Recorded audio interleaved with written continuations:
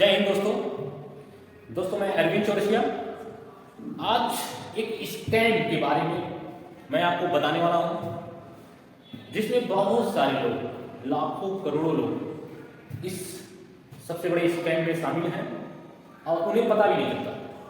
उनके पैसे का पैसा कोई और कमा रहा है। जैसे दोस्तों आजकल अधिकतर लोग अपना व्यवसाय किसी न किसी किराए की मकान में चला रहे हैं और जब आप दुकान लेने जाते हैं तो मकान मालिक द्वारा आपसे सिक्योरिटी मनी जमानत राशि जिसे पगड़ी भी कहते हैं लेता है। अलग अलग कस्बों में अलग अलग शहरों में अलग अलग रेट है। छोटे कस्बों से लेकर बड़े कस्बों तक एक फैला हुआ है। 1 लाख से लेकर के 5 लाख 10 लाख 15 लाख 20 लाख रुपए तक की पगड़ी लोग दे करके सिक्योरिटी मनी दे करके दुकान चला रहे हैं। लोगों की मजबूरी है। सो लैंडलॉर्ड जो है, आपके मकान मालिक जो है, वो आपसे जमानत राशि ले रहे हैं।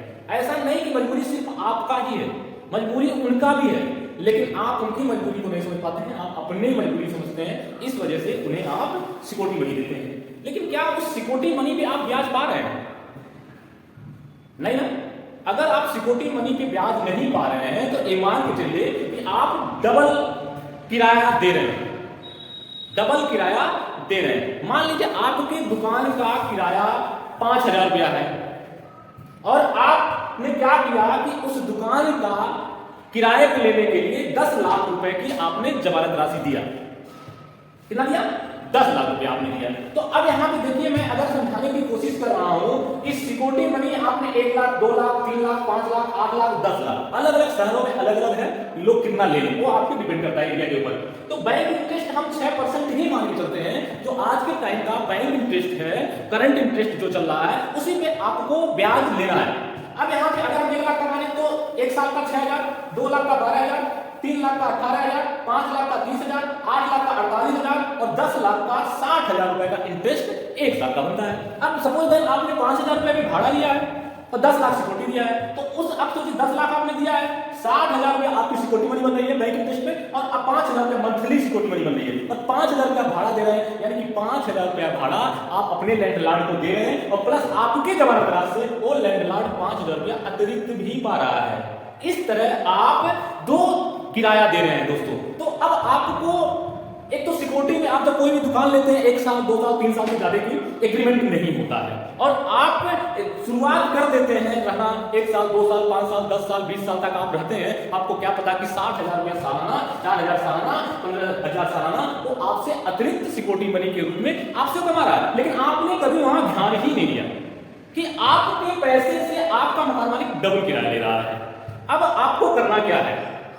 अब अगर आप मकान किराए पे लेते हैं, सिक्योरिटी मनी अगर आपका मकान मालिक मांग रहा है तो मांग रहा है तो आपको देना ही है, क्योंकि धंधा करना है, व्यवसाय करना है, वो भी अपनी सुरक्षा के दृष्टिकोण से सिक्योरिटी मनी लेता है, सो आप दीजिए। लेकिन उसका एक प्रॉपर एग्रीमेंट जरूरी है और उस जमानत राशि का रसीद भी जरूरी है और प्लस उस एग्रीमेंट में आपको बैंक रेट पे जो भी उस वर्ष का बैंक रेट होगा, इंटरेस्ट रेट होगा, उस रेट पे आप जमानत राशि की मांग करिए कि भाई आप मेरे पैसे को ले रहे हो, अपने पास 2 साल 4 साल 5 साल 10 साल रख रहे हो, उस पैसे से पैसे तो हमको चाहिए ना, क्योंकि आप तो ले रहे हो ना।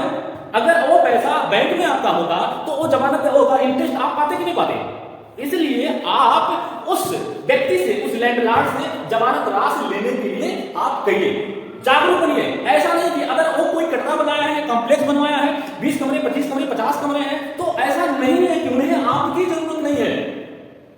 ऐसा नहीं है कि वो सिर्फ आपकी जरूरत, उनकी भी जरूरत है। अगर आप सभी किराएदार मिल करके अभियान चला के, जागरूकता चला के, सभी लोग एक साथ अगर मांगते हैं तो उस मकान मालिक को मजबूर होना पड़ेगा, क्योंकि अगर आप एक साथ दुकान सभी लोग खाली करने के लिए तैयार हो जाए तो कहां से किराया लाएगा? क्योंकि दूसरा भी आएगा, उसको भी पता चलता है कि मामला क्या है।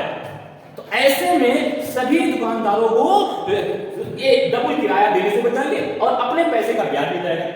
अगर मकान मालिक कहता है नहीं ऐसा नहीं हो सकता है तो आप उसे बॉन्ड दीजिए, फिक्स्ड कराइए, फिक्स्ड डिपॉजिट दीजिए, LIC का बॉन्ड दीजिए उसको, मतलब भाई आप मेरा पैसा मेरे बैंक में है, ये बॉन्ड आप रखो, कोई भी दिक्कत होती कानूनी, आप स्टैम्प पेपर पे जो भी है आप जहां एग्रीमेंट करा रहे हो वहां पे मेंशन करो कि अगर ऐसा कुछ होगा तो एक बॉन्ड की राशि से आपका बराबर किया जाएगा। इसलिए मेरे दोस्त आप